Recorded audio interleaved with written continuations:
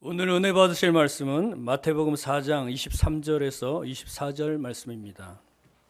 예수께서 온 갈릴리에 두루 다니사 그들의 회당에서 가르치시며 천국 복음을 전파하시며 백성 중에 모든 병과 모든 약한 것을 고치시니 그의 소문이 온 수리아에 퍼진지라. 사람들이 모든 앓는 자 곧 각종 병에 걸려서 고통당하는 자, 귀신 들린 자, 간질하는 자, 중풍병자들을 데려오니 그들을 고치시더라. 아멘. 다 같이 한번 따라서 해보시겠습니다. 다시 교회의 본질을 붙잡고. 오늘 저는 귀한 여러분과 함께 다시 교회의 본질을 붙잡고 이 제목으로 여러분과 함께 은혜를 나눕니다. 우리는 지금 코로나 시대에 어렵고 힘들게 살아가고 있습니다. 모두가 염려와 근심과 걱정이 앞서지요. 그래서 불안과 두려움을 가지고 살아가고 있습니다. 코로나 시대를 살아가면서 현재 역사가들은 이렇게 말들을 합니다. 코로나 이전과 코로나 이후가 아주 많이 달라질 것으로 봅니다.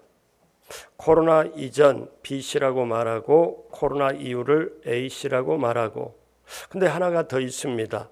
위드 코로나라는 말이 계속 나오고 있습니다. 그 말은 무슨 말인가 하면은 코로나와 함께 살아간다는 뜻입니다. 우리는 코로나가 빨리 종식되기를 원하고 없어지기를 원하고 영향력이 쇠퇴되기를 원하지만 어쩔 수 없이 당분간 코로나와 함께 살아갈 수밖에 없다는 것입니다.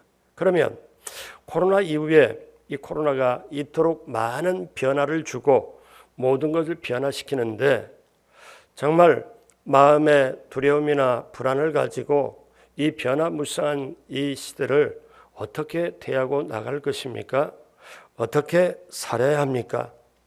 주님은 분명히 우리 안에 계시고 우리는 주님을 믿고 나아가면 반드시 승리가 있다고 우리가 믿고 나아가는데, 또 우리가 교회 와서 이렇게 예배를 드리면서 교회 그 주님의 권세가 있는 교회 안에 구성원이 되어 이 사회를 살아가는데, 그렇다면 우리가 어떻게 이렇게 변화 많은 시대에 변화 많은 이 세상을 어떻게 이겨나갈 수가 있겠습니까? 사랑하는 여러분, 변화가 무쌍하고 변화가 많은 시대에 이 변화를 이기려고 한다면 그것은 변치 않는 것을 붙잡으면 됩니다. 여러분, 태풍이 온다고 예고가 되고 뉴스에 나오는 거 보면은 태풍이 세다, 그래서 저 남쪽에서 올라오기 시작하면 배들을 항구에 모읍니다. 그리고 거기에 밧줄로 동여 매지요. 왜? 풍랑이 세게 일더라도 배가 흔들거리거나 떠나가거나 놓치지 않게 하기 위해서. 근데 아주 센 풍랑이 오면 심지어 어떠냐면 배를 항구에다가 이렇게 매어서 하는 게 아니라 배 자체를 육지로 끌어올려 가지고 노는 걸 봅니다. 그것은 뭐냐면 움직이지 않는 곳에 바로 확실하게 놔둬야 움직이는 풍랑을 통해서 건짐을 받고 이상이 없다고 생각하기 때문에 그렇습니다.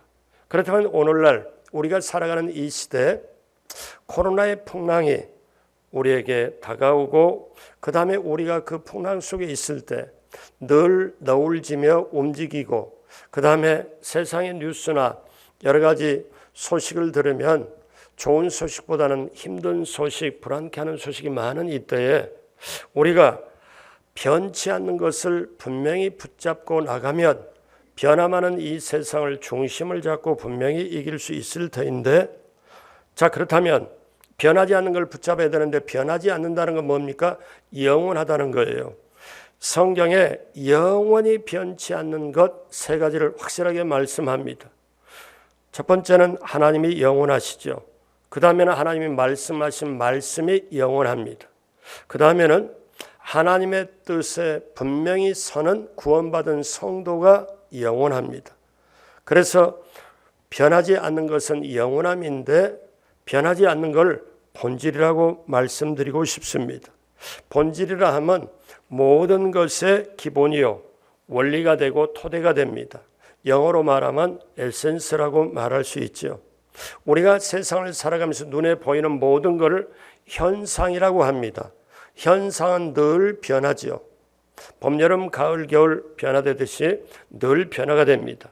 그런데 그 현상 뒤에 눈에는 보이지 않지만 감추어진 원리가 있습니다. 본질이 있습니다. 그 본질은 변하지 않습니다.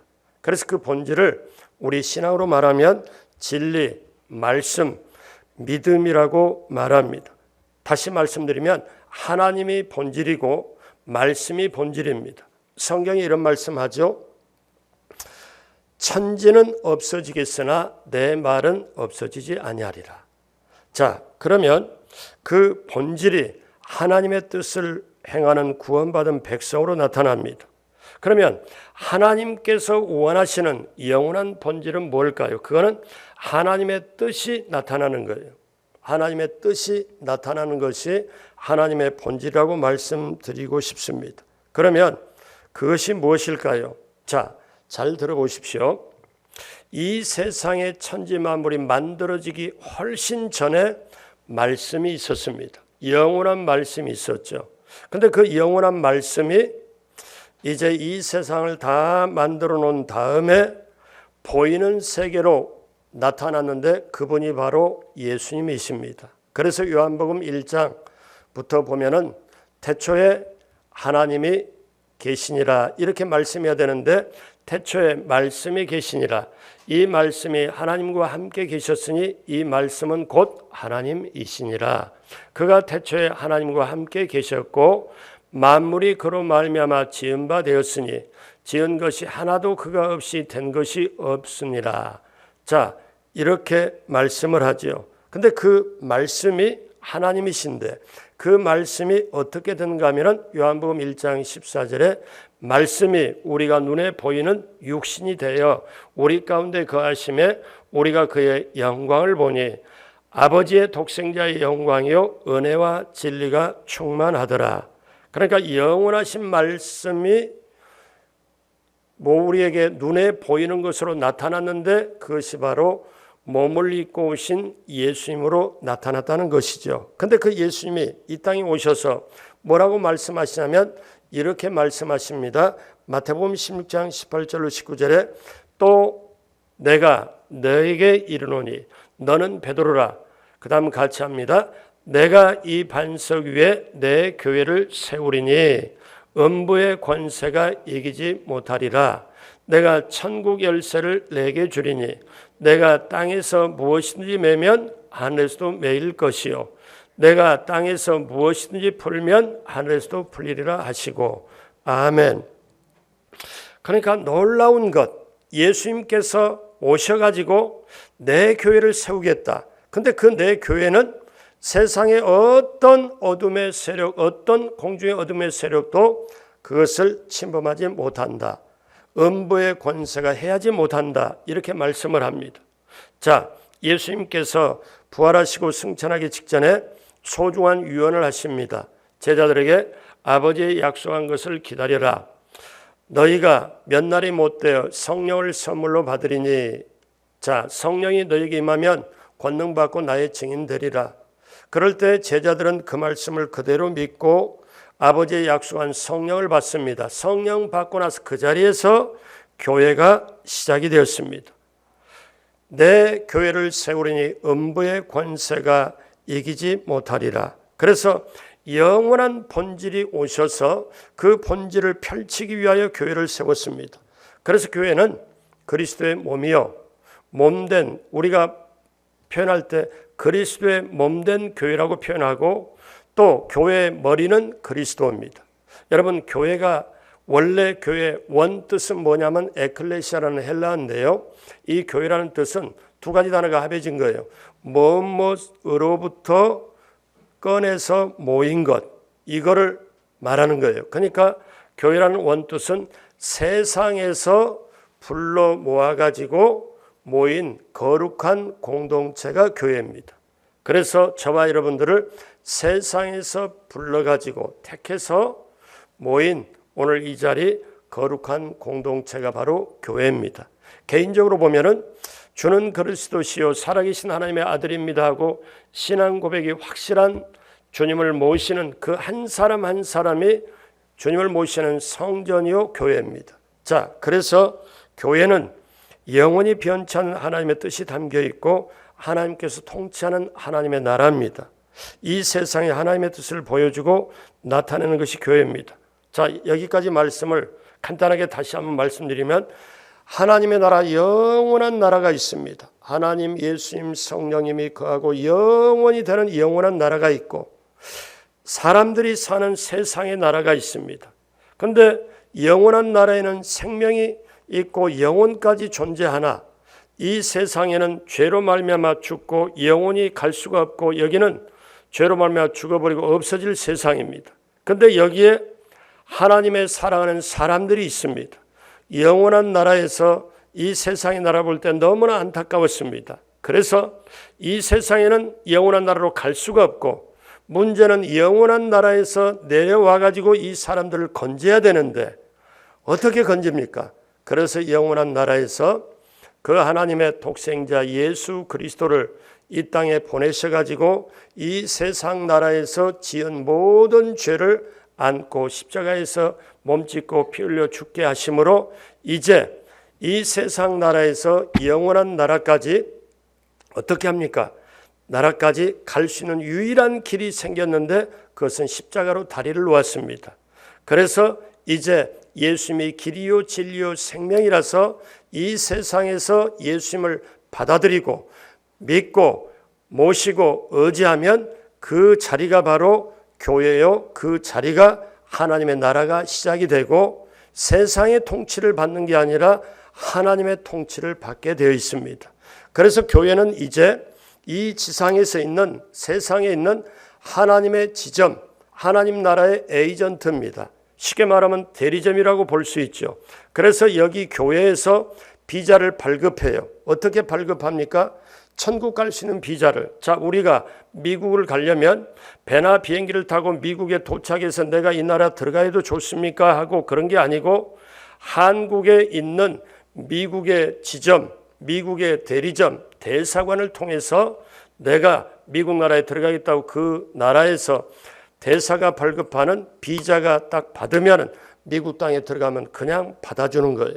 우리가 이 땅에서 교회가 세상에서 감당 못할, 세상엔 도저히 할 수 없는 천국에 갈 수 있는 것을 비자를 발급하는 것, 그것은 바로 예수 그리스도를 믿게 하고 예수 그리스도를 주님으로 신앙 고백하여서 하나님의 나라, 하나님의 뜻이 나타나도록 해서 결국 영원한 나라로 들어가게 하는 것, 이것이 바로 교회입니다. 자, 그러면 우리가 본질을 생각할 때 무엇이든지 본질을 잃어버리면 안 됩니다. 본질을 잃어버린 것을 타락이라고 말하기도 하고 부패라고 말하기도 합니다. 오늘날 세상에 보면 본질을 잃은 것이 한두 가지겠습니까마는 하나님 모르는 세상이 본질을 잃어버리고 변질되어 가는 건 어쩌면 당연할 수 있습니다. 그러나 하나님의 교회는 본질을 잃어서는 안 됩니다. 그 본질을 교회가 잃어버리면 세상을 살릴 수가 없기 때문에 그렇습니다. 자, 그러면 저와 여러분이 이렇게 몸 담고 있고 우리 개인적으로 예수님을 모시고 우리가 교회, 또 우리 전체가 교회, 그러면 이 교회가 본질이 뭡니까? 교회의 본질은 무엇일까요? 교회는 이 지상에 있는 하나님께 드리는 예배 공동체, 예배 드리고 말씀 배우고 기도하고 그 다음에 교육받고 밖으로 전도, 선교, 구제하고 교회 본질적인 기능이 여러 가지 있습니다. 근데요, 한마디로 말하면 예수님이 이 땅에 오셔서 내 교회를 세우리니 말씀했잖아요.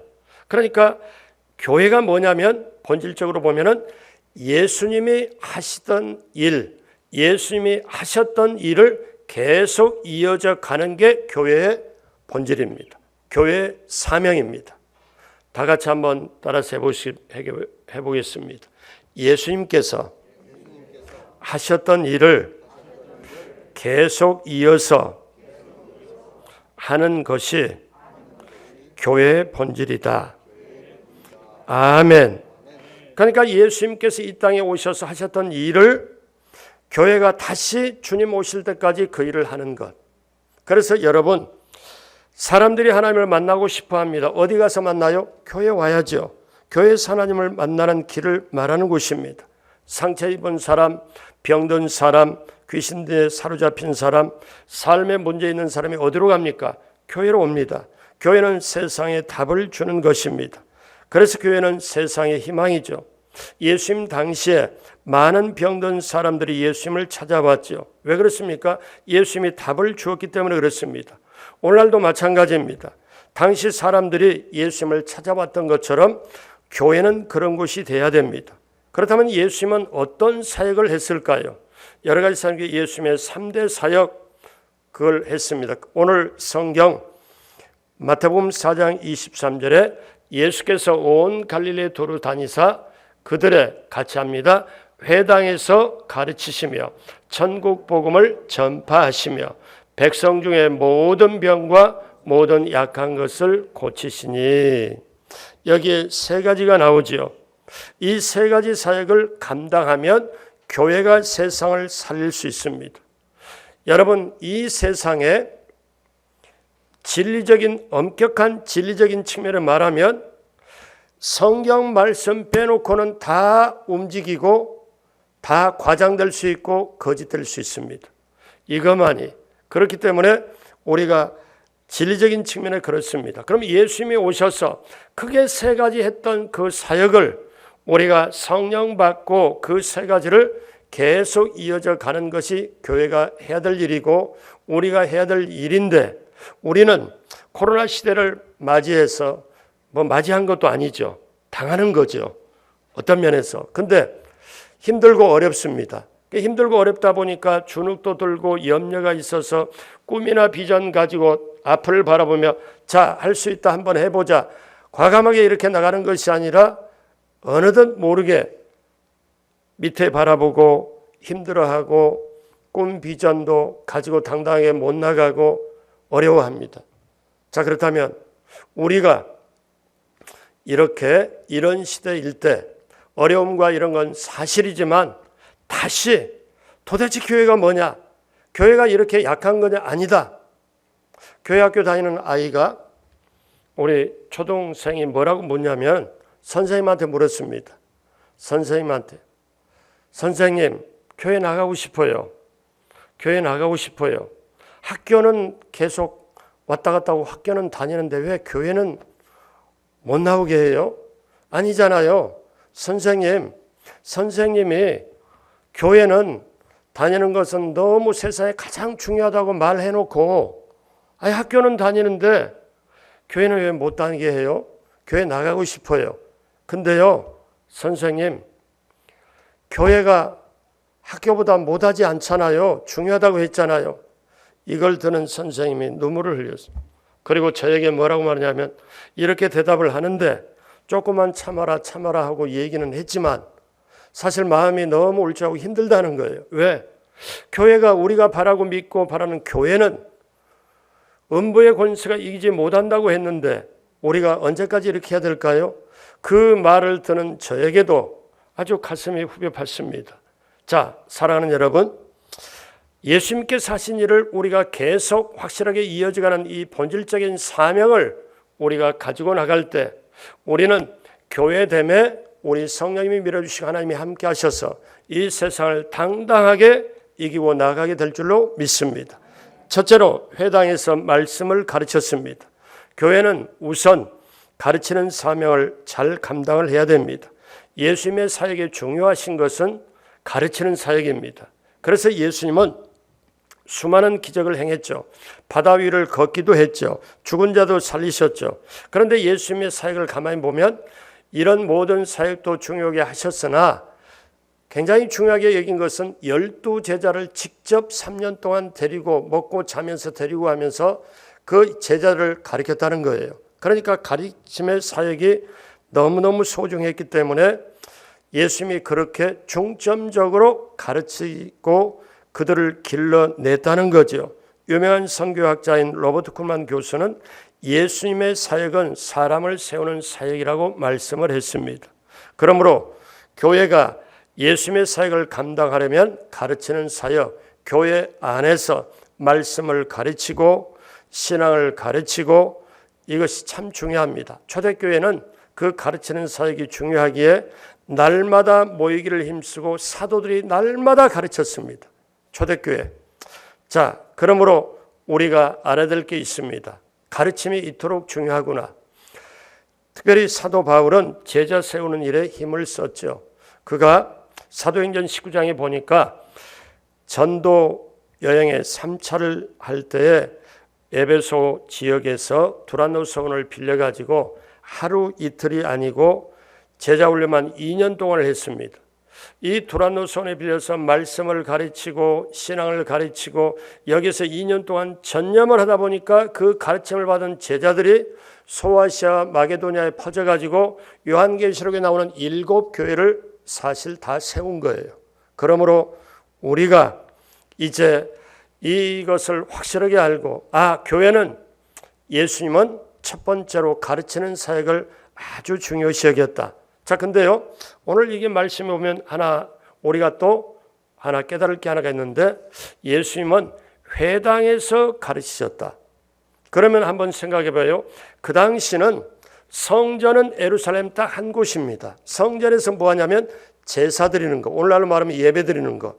근데 성전에는 제사 드리는 곳이고 회당에서 말씀을 가르쳤다. 유대인들에게는 성전은 가서 제사 드리는 곳. 근데 유대인의 생활의 중심 뭐냐면 회당 중심입니다. 회당에서 말씀을 가르치고 거기서 회당에서 배우고 그 다음에 그곳에서 강연하고 재판하고 공부하고 다목적 기능이 회당에서 있었어요.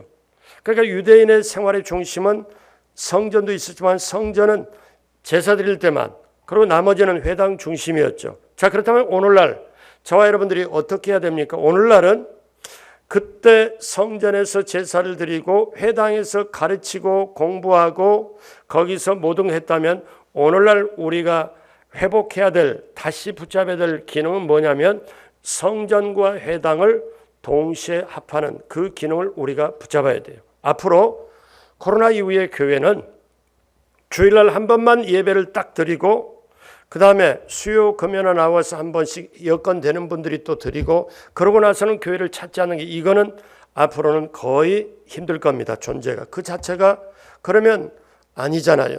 저는 우리 모두가 성전 건축을 하면서 이걸 꿈꿔 봅니다.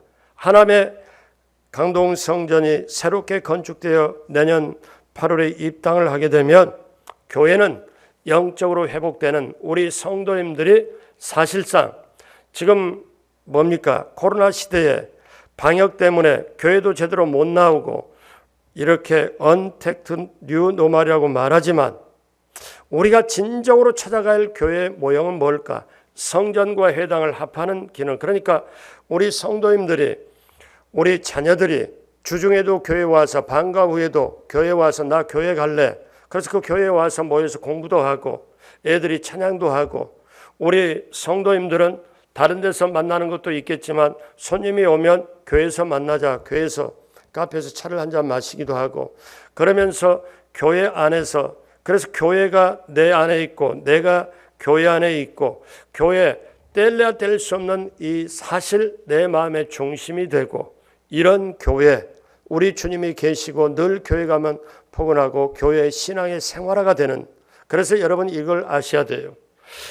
가정이 축복이고 가정이 하나님 만드신 건데 가정을 확대하면 교회고 교회를 축소하면 가정, 가정과 교회에서 천국을 발견할 수 있도록 하나님이 하셨거든요. 그러므로 사랑하는 여러분, 교회는 거룩한 곳이 돼야 되고 교회는 예수 그리스도의 피가 흐르는 예배가 있어야 되고 동시에 교회에서는 우리의 장차 한국과 세계 일꾼들을 길러내는 가르치는 곳이 돼야 될 줄로 믿습니다. 그래서 예수님은 이 가르치는 것이 너무나 중요하기 때문에 마지막에 지상명령, 성찬하시면 지상명령을 마지막에 말씀하셨는데 마태복음 28장 18절로 20절 예수께서 나와 말씀하 이르되 같이 합니다. 하늘과 땅의 모든 권세를 내게 주셨으니 그러므로 너희는 가서 모든 민족을 제자를 삼아 아버지와 아들과 성령의 이름으로 침례를 베풀고 내가 너희에 분부한 모든 것을 가르쳐 지키게 하라. 볼지어다 내가 세상 끝날까지 너희와 항상 함께 있으리라 하시니라. 아멘. 그러므로 가르침이 너무 중요하기에 우리 한번 생각해 봐요. 초등학교, 중학교, 고등학교, 대학을 안 나오고 뭐 사람 노릇, 인물값 제대로 할 수 있나요? 안 되잖아요. 세상에서 그런데 우리는 말씀으로 성령의 인도 따라 우리는 초대교회 사도들이 날마다 성전에서 가르치는 것. 그래서 그 가르침, 그래서 예수님이 첫 번째 사역은 가르치는 사역. 우리도 다음 세대를 위하여 우리 아까 조금 전에 우리 장로님 기도처럼 중점적으로 가르치게 돼야 될 줄로 믿습니다. 둘째로 천국 복음을 전파했습니다.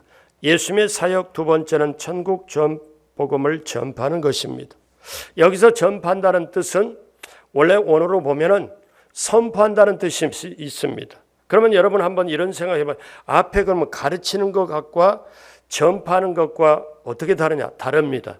앞에 그렇게 가르치는 것은 설명하거나 해석하거나 그거를 설득을 해서 심어주는 거지만 여기에 천국 복음을 전파한다는 것은 이걸 믿어라 선포하는 거예요. 이걸 믿어라 확신을 가지고 이거를 선포하는 거예요. 그래서 가르친 것과 이것은 다릅니다. 예수님이 외친 그 메시지가 뭡니까? 천국 복음이라고 말씀하죠.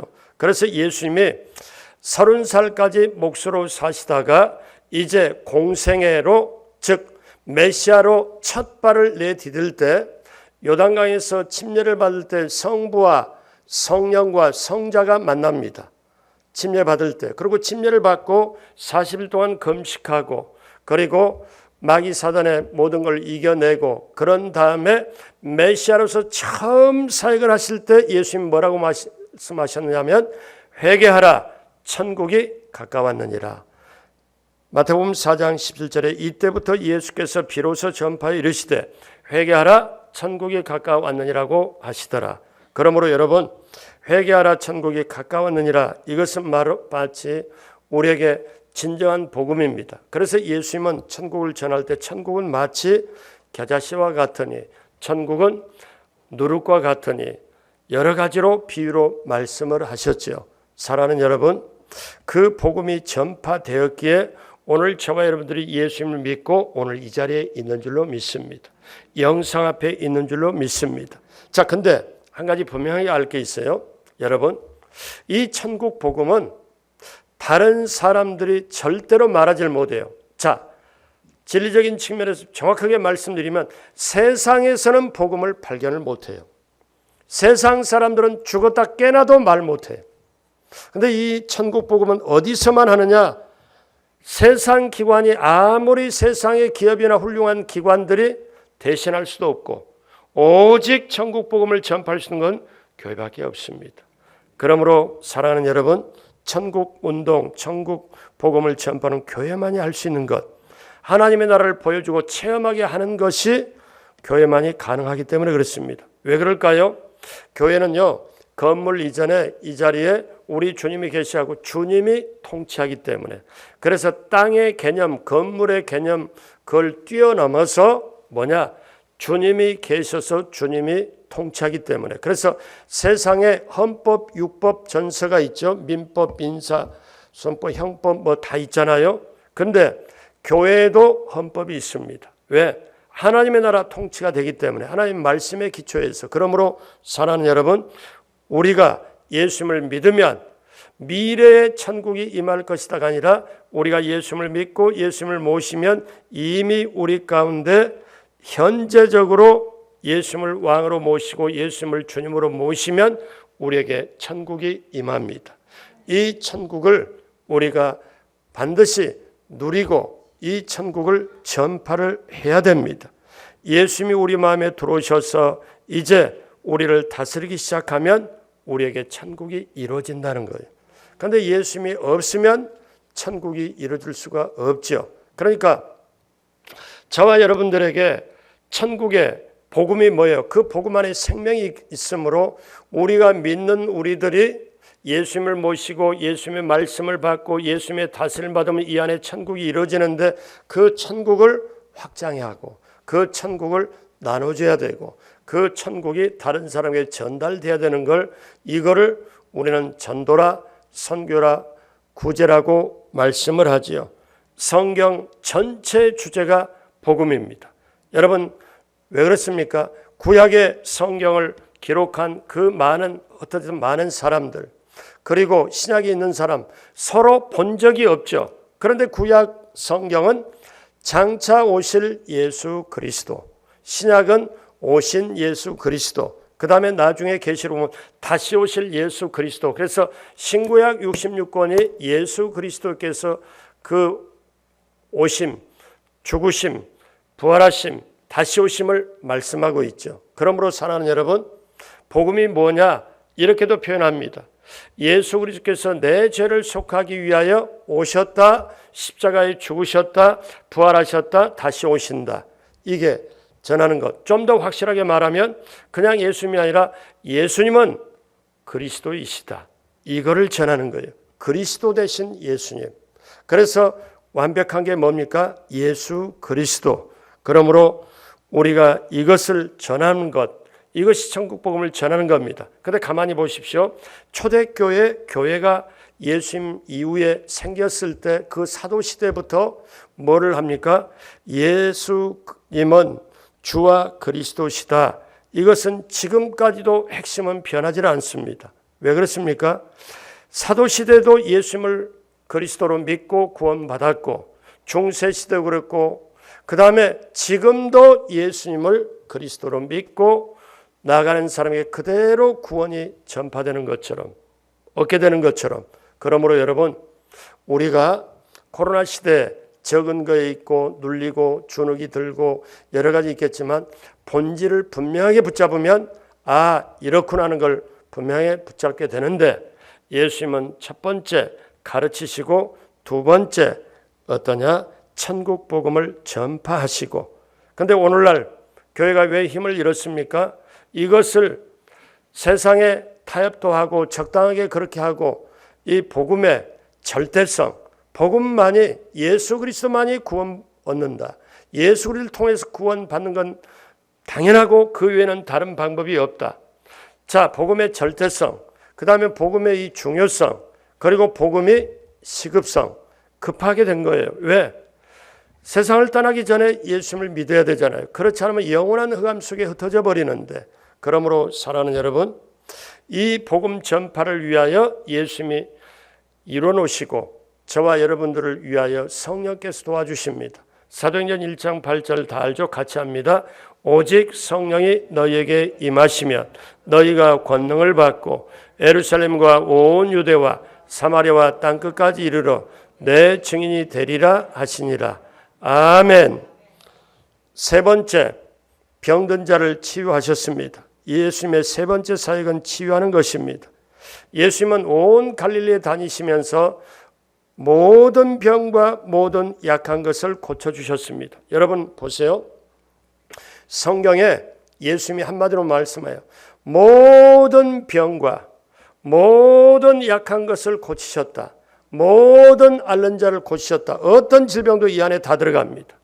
예수님이 질병을 고치셨는데 십자가 사건은 영혼 구원만 뿐만 아니라 질병을 해서도 건진받고 치료하는 것까지 다 포함되어 있습니다. 이사야 53장 5절 그가 찔림은 우리의 허물 때문이요 그가 상함은 우리의 죄악 때문이라. 그가 징계를 받음으로 우리는 평화를 누리고 그가 채찍에 맞음으로 우리는 나음을 받았도다. 아멘. 베드로전서 2장 24절에 뭐라고 말씀합니까? 친히 나무에 달려 그 몸으로 우리 죄를 담당하셨으니 이는 우리로 죄에 대해서는 죽고 의에 대해서는 살게 하라 하심이라. 그가 채찍에 맞음으로 너희가 나음을 얻었나니. 여러분 오늘날 우리 현대인의 가장 큰 문제가 질병의 문제입니다. 코로나가 오다 보니까 저희들에게 들려는 얘기는 교회를 못 나오고 사람도 못 만나고 답답해서 우울증이 많이 증가된다고 저희가 지금 듣고 있습니다. 어제도 제가 전화를 받았습니다. 가족 중에 우울증이 생겼는데 목사님 어떻게 치료받아야 되나요? 어떻게 해야 되나요? 어제 제가 전화를 받았습니다. 우리는 지금 이런 시대에 살아가죠. 인간의 질병이 단순히 육체적인 질병을 뿐만 아니라 정신적인 질병, 영적인 질병까지 있잖아요. 사람이 치료하는데 한계가 있습니다. 다 치료를 할 수가 없지요. 그런데 내가 채찍에 맞음으로 너희가 나음을 입었고 예수님이 온 갈릴리나 다 다니시면서 병든 자, 귀신 들린 자 쫓아내고 다 고치신 거는 예수님이 가장 중요한 천국이 그에게 임하고 천국이 임하면 그가 바로 죄에서 노연함을 받고 귀신의 노연함을 받고 병에서 노연함을 받는 이것이 바로 복음일 줄로 믿습니다. 그러므로 사랑하는 여러분, 저와 여러분들이 예수님이 질병을 고치신 이걸 통하여 이제 우리가 분명하게 알 것은 이제 정말 예수님이 했던 세 가지 사역, 이 세 가지 사역을 우리가 분명하게 붙잡으면 간단합니다. 어떻게? 교회가 뭐 하는 곳이냐? 세상은 몰라요. 근데 여러분이 한 가지 알 게 있어요. 원래 교회는 세상 가운데 천국을 전파하고 천국의 지점, 천국의 에이전트 식으로 이렇게 교회가 있기 때문에 세상에서 환영하는 게 아닙니다. 교회는 어떻습니까? 예수님이 말씀합니다. 너희가 세상에 속해서 환영받는 게 아니다. 너희는 세상에 속하지 아니하였나니 세상이 너희를 미워한다. 이렇게 말씀을 하죠. 그러나 그럼에도 불구하고 우리는 어떻게 됩니까? 세상을 향해 나갈 때 겸손함으로, 낮아짐으로, 섬김으로 우리가 나가야 됩니다. 그래서 그들로 하여금 복음을 전하고 그들로 하여금 다시 예수 그리스도를 믿고 구원받도록 믿는 내가, 우리 교회가 그 사명을 천국 가는 비자 발급을 예수님의 이름으로 전도 선교하여 발급을 해야 됩니다. 오늘 말씀 마무리합니다. 우리가 강동 성전에 성전 건축이 있습니다. 이 성전 건축을 향하여 갈 때 오늘날 코로나 시대에 우리가 겪으면서 정말 교회가 뭐냐? 교회 본질이 뭐냐? 간단하게 그래, 교회의 본질은 예수님이 하셨던 일을 우리가 계속 이어가는 것이다. 계속 이어져서 하는 것이다. 강동 성전이 지금까지 일쓰고 노력했지만 새 성전에 입당할 때 이 본질적인 교회의 본질을 확실하게 알고 내가 걸어가면 기도원 원장이 걸어가는 거고 기도하는 사람이 걸어가는 거고 내가 사람을 만나면 거기가 바로 복음을 전하는 현장이 되고 내가 교회 안에 머물게 되면 믿는 사람은 그 자리가 가르치는 그 자리가 되고 예수님이 가르치셨고 천국 복음을 전파하셨고 그 다음에 병을 고치신 그 3대 사역을 저와 여러분들이 성령님의 도움받아 우리는 계속 이어가야 될 줄로 믿습니다. 거기에 우리 교회의 사명이 있고 다시 교회의 본질을 붙잡아야 될 저와 여러분들이 있습니다. 사랑하는 여러분, 이것을 분명하게 알고 본질은 절대 변하지 않는다. 본질은 하늘까지 영혼까지 가지고 간다. 하나님이 말씀하신 말씀이 구원받은 백성, 하나님의 뜻에 서는 사람, 구원받은 백성이 영원합니다. 본질은 영원합니다. 본질을 붙잡으면 변화무쌍한 세계를 오늘날 이 시대를 이겨낼 수 있다. 저와 여러분들의 영혼의 가슴 속에, 영혼의 심장 속에 예수님의 3대 사역을 넣고 이제 내가 예수 믿고 남은 생에 살아가는 것, 성전 건축을 위해서 기도하는 것은 단순히 건물 외양을 하는 것이 아니고 이 내용이 채워졌을 때 성전 건축은 빛이 나고 마지막 때 주님 다시 오실 길을 예비하고 잃어버린 영혼을 아버지의 마음으로 찾고 그리고 다음 세대를 중점적으로 양육하며 마지막 때 가장 소중한 사랑하는 우리 강동 성전, 귀한 성전, 우리 모두 귀한 성도들 되시길 주님의 이름으로 축복합니다. 기도하겠습니다. 하나님 아버지, 우리 교회를 통해 일꾼이 세워지고 우리 교회가 천국 복음을 분명히 소유하고 전파하며 치유하는 교회로 세워져야 할 것을 다시 한번 깨닫게 하여 주시고 성령님 도와주셔서 이 사역이 내 남은 인생의 발걸음 속에 걸음걸음마다 그리고 만나는 사람마다 그리고 거하는 처소마다 이 세 가지 사역, 주님의 사역이 성령님의 도움받아 펼쳐지게 하여 주옵소서. 한 사람 한 사람 이 귀한 걸 깨닫고 분명하게 모두가 실천을 할 때 우리 주님 함께 하시고 성령님 도와주셔서 하나님의 나라, 하나님의 뜻이 더욱더 확장되게 될 줄로 믿습니다. 그렇게 되기로 성령님 함께 하시고 도와주옵소서. 감사하며 예수님의 이름으로 축복하고 기도드립니다. 아멘.